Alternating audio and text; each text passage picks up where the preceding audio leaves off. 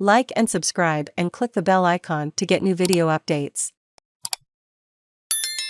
How no-brainer mid-season trade period could save West Coast years on a rebuild. David King strongly believes a mid-season AFL trade period would have positive long-term and short-term benefits for the competition. For teams at the bottom of the ladder, they would be able to trade veteran players mid-season at higher premiums and stock up on draft picks. Those teams receiving players mid-season would trade off their long-term prospects for a better chance at winning the flag now.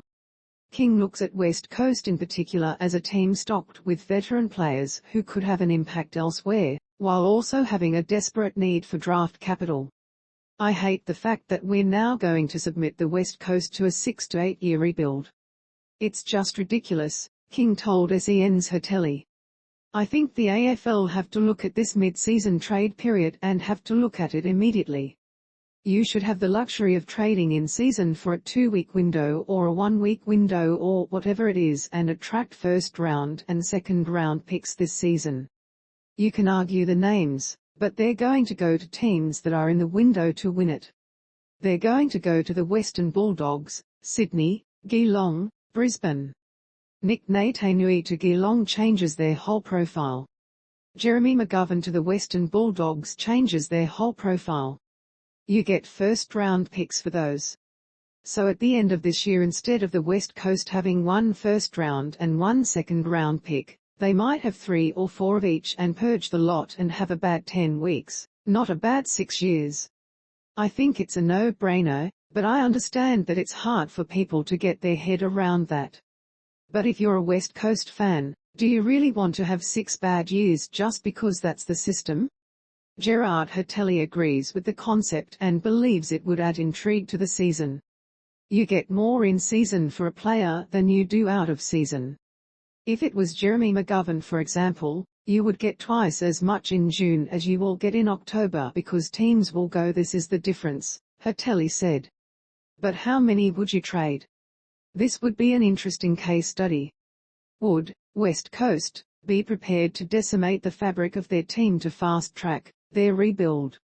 Or as a code and as a culture believe a bit too much in you can't do that to the critical mass of your absolute best players? I'd be really interested in what this actually looked like. King went through how hypothetically a team like West Coast would see an opportunity like this and how it would look practically. You would allow McGovern to leave, but you've still got Tom Barrass. You allow Jack Darling to leave, he's 30 in a few weeks, you might get a second-round pick from a team trying to win it this year. That becomes Oscar Allen's forward line, he said. A ruckman, Nic Nat, give him a chance to go and win that flag. You'll get something serious for him because he's a game changer. For a 10-week span at another club, you would get a first-round pick in my opinion. Then you make a decision about one of your midfielders, because you're pretty stacked there even though they're underperforming. You've got Luke Shuey, Elliot Yeo, Tim Kelly, Andrew Gaff, so to lose one of those, it's not really going to damage the model now. It's irrelevant how many games you win. If it's the difference between winning 8 games next year 6, but you get an extra 3 picks, you're taking the extra first-round picks. This is something that has to be looked at. The AFLPA is the main stone in the shoe for this, and I don't understand that, because if Todd Goldstein is rotting in the twos in 6 weeks' time because they've gone past him, surely a better option is playing senior football at the Swans or Geelong. I don't understand the logic that comes back at me.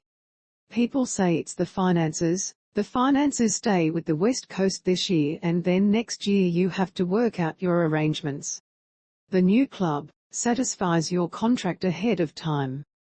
No one walks without knowledge of their finances going forward. I think it's something that needs to be looked at.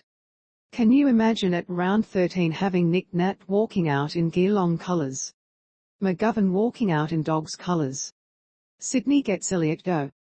Melbourne suddenly thinking they need to get active. In effect, what you're doing is shortening the rebuild for teams at the bottom and at the top of the table. You're taking first-round picks off those guys. You're pulling them back. Your competition becomes more fluid.